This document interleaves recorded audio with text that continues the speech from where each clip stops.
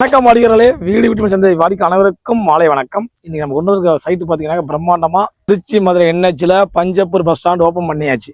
ஆடி அடங்கின மாதிரி இல்லாமல் மதுரோடு இனிமேல் தான் பயங்கர டெவலப் ஆகிட்டு இருக்கு. ஏகப்பட்ட நிறுவனங்கள், ஐடி நிறுவனங்கள், பெரிய பெரிய பில்டிங் வரப்போகுது, 5 ஸ்டார் திட்டம் வரப்போகுது.